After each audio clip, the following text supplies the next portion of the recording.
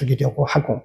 그러니까 지금 그동안에 갈릴리라고 하는 지역은 물론 정통파 유대인들이 사는 곳은 아니지만 대부분 유대인들이죠. 많은 경우에 이 사람들이 그동안 오랫동안 수백 년 동안 아니면 그들의 조상 대대로 배워오던 율법 그리고 종교 이런 것들로 계속 이렇게 길들어져 있었다고요. 예수님 오셔서 전하시는 말씀이 그들에게는 이해가 안 가죠. 율법이 말씀했던 것과는 율법에서 그들에게 가르쳤던 것과는 전혀 다른 거죠. 그러니까 이 사람들이 이해를 못하는 거예요. 그러니까 예수님에 대해서 분노하는 거죠. 또 예수님을 끌고 가서 예수님을 낭떠러지로 밀어서 죽이려고 하는 거죠. 이걸 우리가 뭐라 그러냐? 영적 충돌 현상이라 써놓으세요. 영적 충돌 현상입니다. 28절, 29절. 회당에 있는 자들이 이것을 듣고 다 분이 가득했다. 29절, 예수님을 밀쳐 내리치고자 했다. 이런 현상들은 예수님께서 십자가에 돌아가시기까지 계속됐어요. 그러니까 영적 충돌입니다.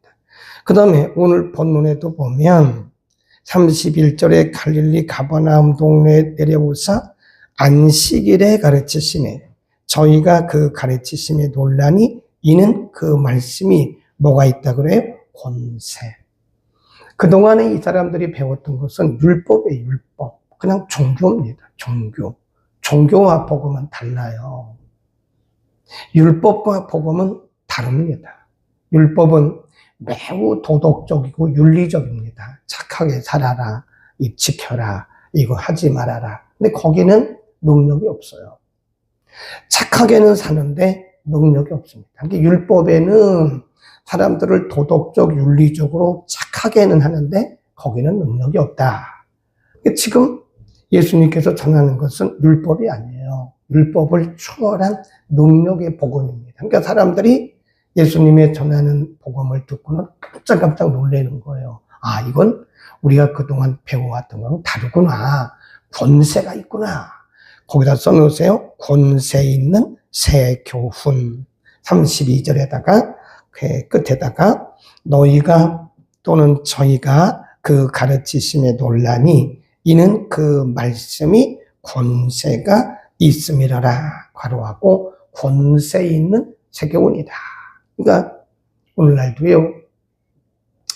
우리 개신교 기독교인들 가운데서도 율법적으로 예수 믿는 사람이 있어요. 또 복음적으로 예수 믿는 사람이 있습니다.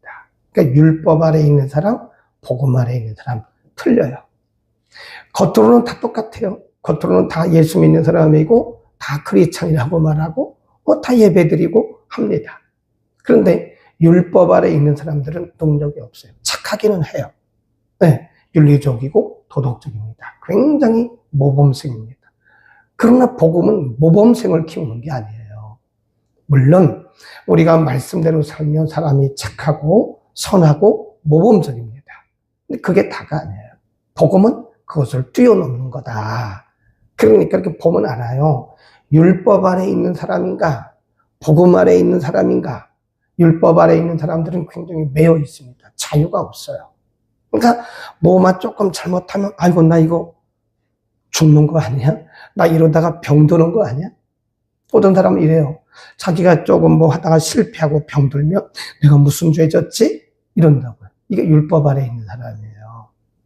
자유가 없습니다.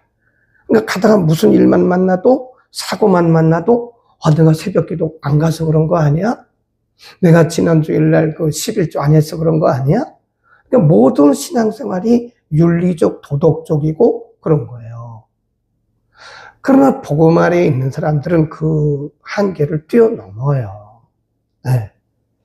지금 오랫동안 수백 년 동안 율법 아래에 있던 이 갈릴리 가버나움 사람들이 예수님께서 오셔서 복음을 전하니까 깜짝깜짝 놀라는 거예요.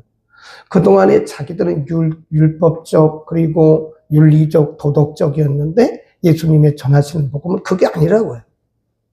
그러니까 권세 있는 새 교훈이구나. 이건 다르구나. 우리가 그동안 들어오던 것과는 전혀 다르구나. 깜짝깜짝 놀라는 거예요. 네.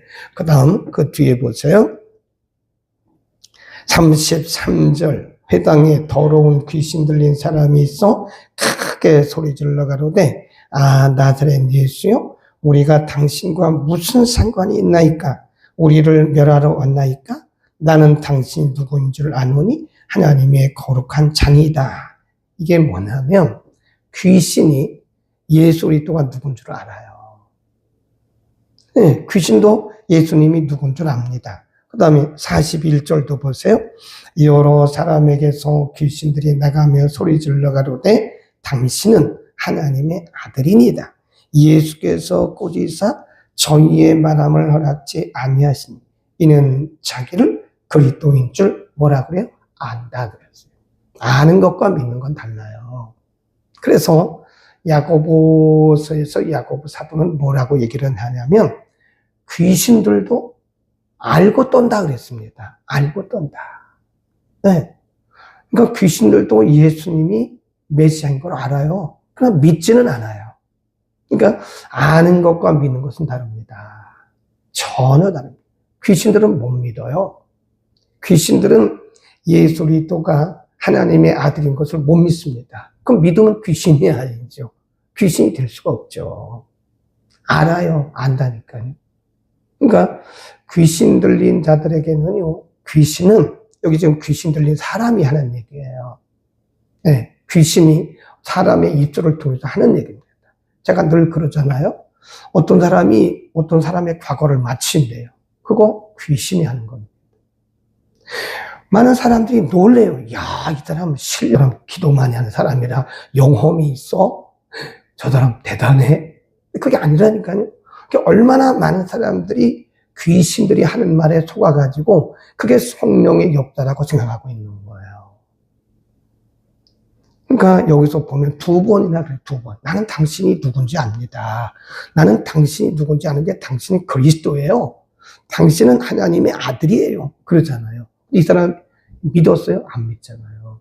귀신은 못 믿어요. 이런 말에 우리가 속아서는 안 된다 하는 것이고요. 그 다음에 그 밑으로 갑니다. 35절 예수께서 꾸짖어 가라사대 잠잠하고 그 사람에게서 나오라 그러잖아요. 사람에게 말한 게 아니죠. 그 사람에게서 나오라고 누구에게 명령했어요? 귀신에게 명령한 거예요. 그러니까 우리가 잘못하면요, 사람이 귀신이라고 말하기 쉽다니까요. 사람이 귀신이 아니에요. 그 속에서 귀신이 역사하고 있는 거예요. 그러니까 이 귀신은 이 사람을 통해서 말을 하기도 하고, 그 뒤에 보면 사람을 탁 쓰러뜨리고 나가요. 근데 어떻게 나갔나? 거기 보세요. 35절 예수께서 꾸짖어 가라사대 잠잠하고 그 사람에게서 나오라 하시니 그 사람이 귀신이 그 사람을 무리 중에 넘어뜨리고 나오되 그 사람은 당하지 아니하니라. 참 이 복음서는요 할 얘기가 참 많습니다. 이게 사역의 현장에서 경험한 것을 보면요, 귀신이 나갈 때 보면요 여러 가지 증상들이 나타나요. 네, 그러니까 우리가 기도할 때 넘어지고 쓰러지는 게 다 성령의 역사는 아닙니다. 어떤 경우는 귀신의 역사예요. 어떤 사람에게 귀신이 들렸잖아요. 귀신이 들렸는데 그 귀신이 그 사람에게 빠져나갈 때 사람을 넘어뜨릴 때가 있어요. 또 어떤 경우는 성령의 권능 아래에서 우리가 넘어질 때가 있습니다. 구분을 잘해야 돼요. 귀신이 나가서 넘어지는 것과 성령의 권능 아래 넘어지는 것을 분별을 잘해야 됩니다. 영분별을. 그러니까 보니까 귀신이 나갈 때 보면요, 버금을 막 품어요. 네, 입에서 버금을 막 품으면서 사람이 막 쓰러져요. 네, 그렇게 나가는 경우도 있어요. 그래서 우리가 사역할 때는 예수님처럼 하면 됩니다. 잠잠하고 나와라. 조용히 나와라. 그렇지 않으면 그 사람을 오랫동안 붙들고 있던 귀신이 나가면서 별 현상을 타고 악을 쓰기도 하고요. 어떤 때 보면 안 나가 그럽니다. 안 나가 그래요. 왜냐하면 그 사람 속에 집을 짓고 사는 거거든요. 그러니까 이 귀신 들림에 대해서 우리가 설명을 참 많이 해야 되는데요. 사람이 귀신 들렸을 때 드러난 현상들이 굉장히 많아요. 우리 그것을 귀신 들림 현상이라고 해요. 이 보면 정신질환과 귀신 들림은 분명히 차이가 납니다. 근데 많은 사람들이 정신병을 귀신 들린 거로 착각을 하고요. 또 귀신 들린 것을 정신병으로 착각을 해요. 다릅니다. 달라요. 그 영분별을 하지 못하면 엉뚱하게 빨리 병원에 가서 정신과 약을 먹어야 돼요, 어떤 사람들은. 그런데 귀신 들렸다고 그 사람 붙들고 앉아가지고 계속 막 때리고 상처낸다고요. 병을 더 키운 거예요. 그러니까 이 목회자들이 영분별을 못하면요, 병원에 갈 사람을 붙들고 있어요. 그럼 골든타임을 다 놓쳐버리는 거예요. 이 사람은 그 귀신이 이런 게 아니라 그게 이 정신과적인 병인데, 그런 병은 빨리 병원에 가면요, 정신과 약 먹으면 나아요. 정신과 약 먹는 게, 그게 뭐, 요즘에는요, 허다합니다. 그건 나쁘다고 생각하지 마세요. 네. 정신과 약 요즘에 안 먹는 사람이 거의 없습니다. 시대가 이러니까요, 사람들이 우울하기도 하고요, 스트레스 때문에 그래요. 그러니까 정신과 약 먹는 것을 뭐 믿음이 없다 그러면 안 돼요. 네, 먹을 때는 먹고 빨리 치유받는 게 낫죠. 근데 어떤 경우는 약을 먹어도 안 낫는 게 있어요. 그건 틀림없이 100% 귀신이에요. 그 귀신을 쫓아내지 않으면 계속 그 속에서 뭘 틀어요? 또아리를 틀어요, 또아리. 이렇게 또아리를 틀고 귀신에게 계속 끌려다니는 거, 이렇게. 네, 그 영분별을 못하면 안 돼요. 잘못하면 계속 그 속에 또아리를 틀고 있는 귀신에 의해서 지배를 당하는 거예요. 마음을 지배하면요, 사람이 극도로 사람을 미워합니다. 여러분, 사람을 막 미워하고 의심하고 질투하고 시기하고 하는 것들은요, 그건 틀림없이 우리의 정상적인 생각이 아닙니다. 내 속에 지금 공격해옵니다. 성령이 미웁니까? 성령은 사랑의 영이에요. 우리가 누군가를 막 미워한다면 그것부터 빨리 쫓아내야 돼요. 누군가를 막 의심한다. 네. 어떤 사건에 대해서 우리가 막 집착한다고요. 그거 다 우리의 혼을 지배하는 귀신의 역사입니다. 그런 것들을 우리가 앞으로 계속 볼 건데 일부만 말씀드리는 거예요. 오늘 그 일부를 말씀드리는 것은 영적인 정체를 알고 예수 이름으로 쫓아내지 않으면 우리는 계속 휘둘려 다닙니다. 이렇게 성령의 지배를 받아야 되는데, 뭔가 모르게 막 사람들이 그러잖아요. 엄마가 홀린 것 같아. 그러잖아요. 뭔가 나 홀린 것 같아. 그건 맞는 말이라니까요. 귀신에게 끌려다니는 거예요, 그게. 네. 비정상적인 행동을 할 때 우리는 귀신에게 그렇게 홀려서 끌려다니는 경우가 있다. 그런 걸 말씀드리고요. 자, 그러면 예수님께서 35절 이하에서 보면 더러운 귀신을 쫓아내셨어요. 그건 뭘 의미하느냐면, 나갔다. 36절 끝에다가 괄호하단에 써놓으세요. 괄호하고, 영적 세계를 지배하시는 예수님. 영적인 세계를 예수님이 지배하십니다. 그러니까 귀신들도 꼼짝 못하는 거죠. 이게 두려워할 것 하나도 없어요. 영적 세계를 통치하시는 예수 이름으로 물리치면 됩니다. 예수 이름의 권세로 명령하면 되는 거예요. 두려워할 것 없다는 거예요. 그 다음 38절 39절에는 베드로의 장모의 열병을 꾸짖으셨어요. 39절에 보면 예수께서 가까이 서서 열병을 뭐 하셨어요? 꾸짖으셨어요. 이걸 뭐라 그러냐면 질병을 통치하시는 예수님. 39절 끝에다 괄호해 놓고 질병을 통치하시는 예수님. 40절에도 보면 해질 적에 각색병으로 앓는 자 있는 사람들이, 어떤 사람들은 여러 가지죠. 각색병이니까 다양하겠죠. 이 사람들을 다 데리고 나오면 예수께서 일일이 그 위에 손을 얹으사 고치셨다. 41절에 보면 어떤 사람에게서 귀신들이 나갔다. 그런 말씀이 있어요. 그러니까 여기 보면 질병을 통치하시는 예수님, 영의 세계를 통치하시는 예수님. 그러면 거기 보면 각색 질병에 들린 자들을 다 데리고 왔다고 그랬어요. 그러니까 예수님께서 일일이 손을 얹으셨다. 그 말은 그 모든 병, 어떤 질병이든 간에 예수님께서 친히 다 고치셨다. 그러니까 어떤 병도 예수님께서 고치지 못할 병은 없습니다. 아멘. 우리가 안 믿어요, 잘. 네. 물론 어떤 병들은 빨리 병원에 가야 돼요. 왜냐하면 의사도 하나님이 쓰시는 겁니다. 그럼 우리가 일반 은총이라고 합니다. 어떤 분들은 절대 병원을 안 가요. 나는 믿음으로 고친다고. 근데 병을 키우는 거예요, 그게. 네. 우리가 보통 은총을, 은혜를 둘로 나누거든요. 일반 은총, 특별 은총. 특별 은총이란 말은 바로 이렇게. 예수의 이름으로 질병이 떠나가고 귀신이 떠나가는. 이거를 특별 은총이라고 그래요. 그리고 하나님께서 약을 통해서도 고치시고 의사들을 통해서 고치고 의사가 아무리 우리를 진료를 해보세요. 하나님이 도우시지 않으면 안 나요. 그래서 어떤 병은 하나님이 의사들을 통해서 우리의 질병을 고쳐주시는 거예요. 그러니까 의사가 고친 게 아니에요. 하나님이 의사를 통해서 고친 겁니다. 의사를 통해서. 그러니까 우리가 뭐라 그래요? 일반 은총적인 치유다. 그런 겁니다. 그러니까 하나님이 어떤 때는 초자연적인 방법을 통해서 우리의 질병을 치유하십니다. 어떤 때는 하나님께서 일반 은총적인 방법을 통해서 우리의 질병을 치유하십니다. 그러니까 우리가 약을 먹는 게 죄가 아닙니다. 병원에 가는 게 죄가 아닙니다. 어떤 사람들은 내가 믿음이 없어서 병원에 간다고 나는 약을 다 버린다고. 때로는 그런 믿음이 올 때도 저도 한참 막 신경통 때문에 아플 때요. 어느 순간에 그런 믿음이 오더라고요. 그 믿음이 와요. 그런 믿음을 주실 때가 있습니다. 아무 때나 되는 게 아니고 하나님 그런 믿음을 주실 때가 있어요. 이게 뭐야?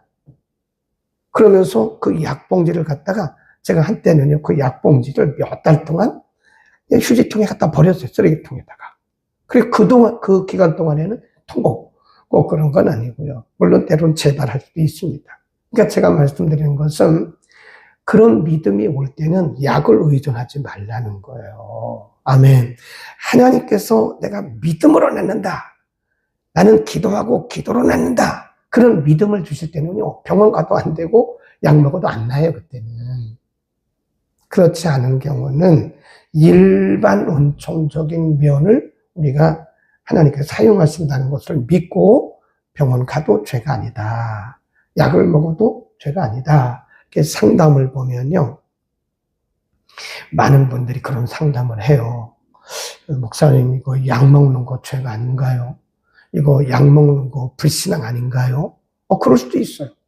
때로는 우리가 하나님을 의지하지 않고 하나님을 바라보지 않고 우리가 약부터 먹고 병원부터 가는 것은 그건 하나님 의지하지 않는 거죠. 하나님 싫어하시죠. 그러나 하나님이 이 약을 통해서 이 의사를 통해서 일하실 것을 믿고 하는 것은 그건 괜찮다 이게. 네. 그러니까 분별을 잘해야 됩니다. 네. 제가 어떤 분 보니까요 우울증이 심하더라고요. 우울증이 심해요. 우울증이 심한 게 뭐 내 잘못입니까? 아니 우리가 아픈 게 내 잘못이냐고요. 물론 어떤 죄가 있어서 그럴 수도 있는데 꼭 죄가 있어서 아픈 건 아니에요. 여러 가지 경로를 통해서 우리에게 병이 오잖아요. 그러면 분별을 잘하고 우리가 거기에 맞게 대처를 해야 되는데 내가 이렇게 보니까 우울증이 너무 심해요. 말하는 것도 정상이 아니라니까요. 보면 알잖아요. 저 사람이 말하는 게 정상이 아니네. 행동하는 것도 정상이 아니네. 그건 분명히 그것은 심한 거거든요. 그래 약을 안 먹어요. 왜 그러냐? 또 어디 가서 상담을 하니까 우리 교회는 아니고 다른 교인이 상담을 하는데 어디 가서 상담을 하니까 약을 먹으면 절대 안 된다 그랬더니 약을 먹으면 그것은 죄라고 그랬대잖아요. 약을 먹으면 믿음이 없는 거라고 말했대잖아요. 그래서 내가 괜찮습니다. 빨리 정신과 의사 만나가지고 상담을 하고 약 처방을 받고 빨리 드세요.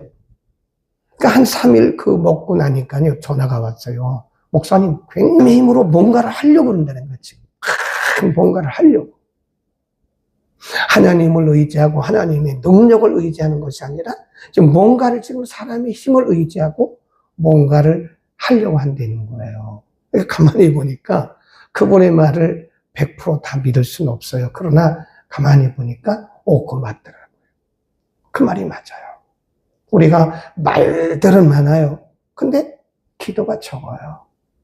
우리가 하나님의 능력을 의지하고 이 나라를 하나님 앞에 맡기고 하는 것보다는 우리가 뭔가를 하려고 하는 그런 행동들이 너무 많대. 아내도 그렇지만 너무 인간 중심으로 뭔가를 하려고 한다는 그런 얘기를 해서 그거 맞다. 우리가 말은 많은데 우리가 지금 기도가 적구나. 이제 우리는 나라를 위해서 그리고 우리 자신들을 위해서 교회를 위해서 말을 많이 하는 사람은 기도를 안 하더라고요. 진짜 기도하는 사람은 말이 적어요.